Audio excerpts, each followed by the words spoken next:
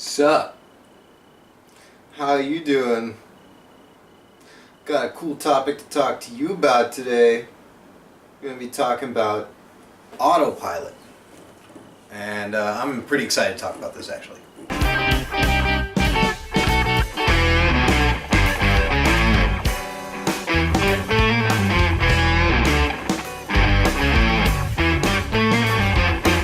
Okay, so when I say autopilot, I don't mean, getting into an aircraft, hitting a button, and then, going to sleep while the plane flies itself.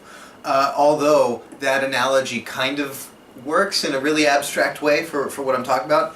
I'm basically talking about being able to play a groove or something in your left hand, or really either hand, but we're going to focus on the left hand today.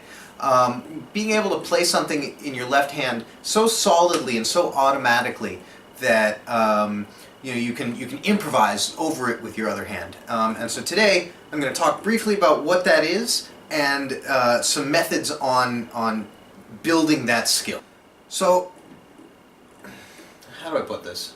So Autopilot is essentially just profoundly well-developed muscle memory.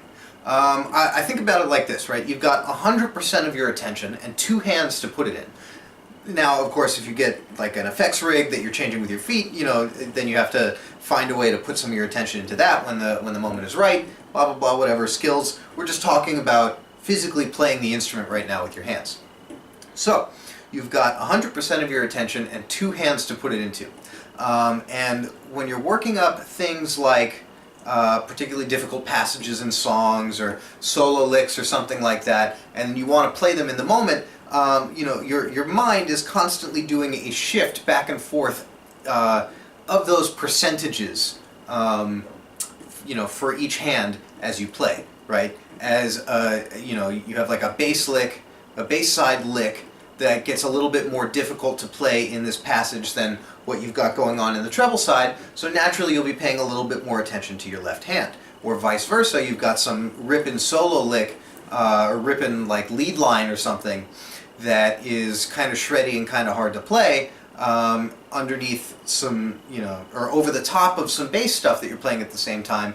And if the bass stuff is slightly easier, then you're going to be putting more focus into the hand playing the treble side. Autopilot is basically being able to reduce one hand to 20% of your focus, and have that 20% of your focus go into just grooving or playing some sort of repeating figure basically, and having the other 80% of your attention being placed in the free hand to improvise with. So I've come up with kind of a three-tiered system for building this skill. Now I imagine as I get better at the skill, this system will morph and evolve and change a little bit, but essentially these core concepts I think are going to stay pretty much the same. So let's take a look at level 1. Now I'm going to give two warnings here before I continue. Warning 1 is that a lot of this is going to talk about scale shapes, and so I recommend stopping here and checking out my videos on basic diatonic scales, or some of the more advanced scales, or even the scale rudiment video series would be very helpful for this if you're not familiar with this material yet. The other warning is that in between every level I'm going to recommend what I call a fluency check. And basically a fluency check is the idea, just like in a language you're considered fluent if you can speak and improvise in that language. A fluency check is to take a moment at each level of autopilot building and see if you can't apply some of these techniques that we're talking about in an improvisational nature. So level 1 is going to be basically learning your scale shapes over a single bass note, repeating bass note pulse. So we're just going to go back and forth on a quarter note in our left hand.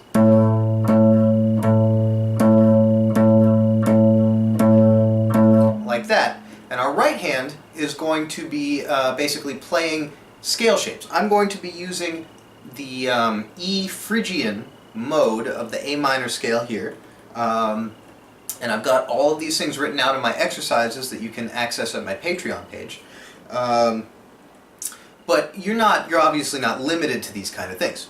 So, the first thing that we're going to do is start with scale shapes with different rhythms, right? The first rhythm, the easiest, is going to be a matching quarter note rhythm. And basically what we're trying to work on is the ratio of right hand notes to left hand notes, right? So right now we have a 1-to-1 ratio, right hand to left hand.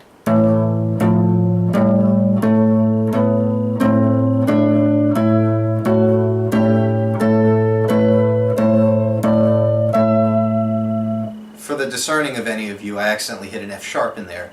Oh no! I'll be sure to put in a call with the music police for that one. But what we're going to do is we're going to do this up and down.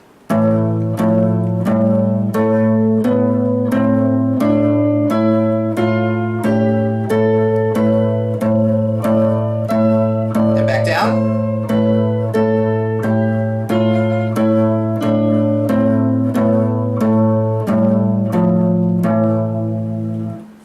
Now after that, we're going to start trying different rhythms over our right hand. I would say that the easiest rhythm after the quarter note is going to be the eighth note. Basically 2 notes. Now we have a ratio of 2 notes in the right hand to 1 note in the left hand.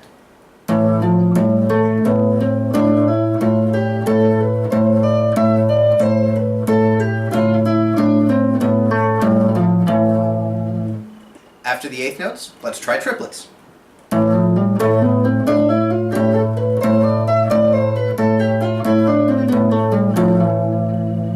now 16th notes. We have a 4-to-1 ratio.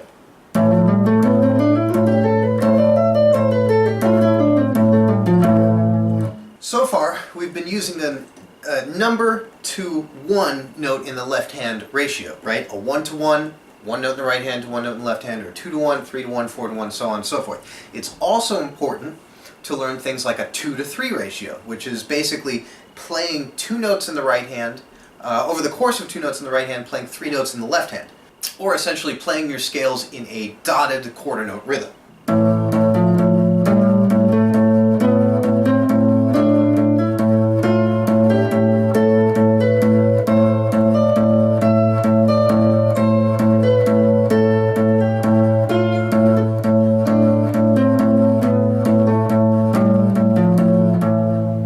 And of course you can flip it around too.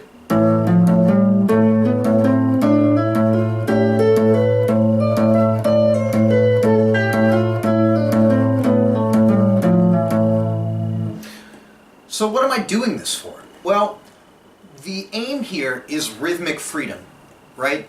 I'm trying to get my brain used to feeling all sorts of different combinations of rhythms between the hands, right? When I'm improvising, what I don't want to get hung up on is, oh man, this particular rhythm feels weird against my hand that's doing the groove.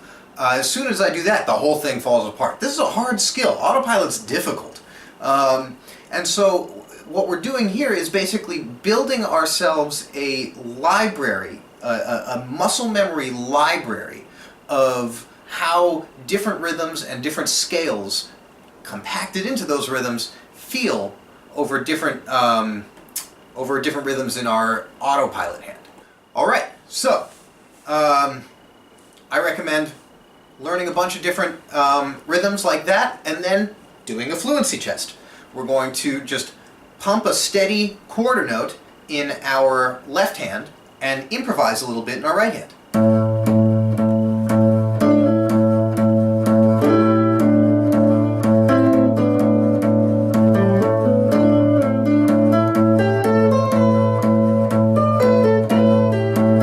Whoops, lost it a little bit there. See, even that can be tricky. I'm like not terrible at this, and even that can get me a little tripped up sometimes. So I want to leave you guys with this. I've mostly just done these exercises with notes and not really talked about building rests into these patterns in your right hand, but that's a totally applicable thing too.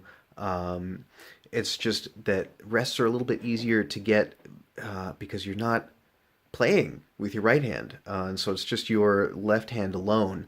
And when you build them into phrases, they can be a little bit trickier, but it's the same concept. You're still just getting used to the rhythms of building rests in. So, try rests at eighth notes, displacing them, or, rests at the 16th note, displacing them, all that kind of stuff.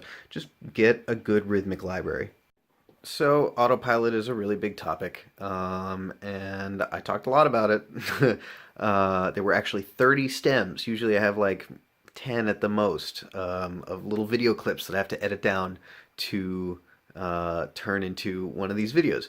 There were 30 of them for this one. So, this is definitely going to be a two-parter, and it may be a three-parter. I don't know yet. I'm still in the editing process. Anyway, thanks so much for sticking around. Check out my Patreon for more, and I'll see you in the next part.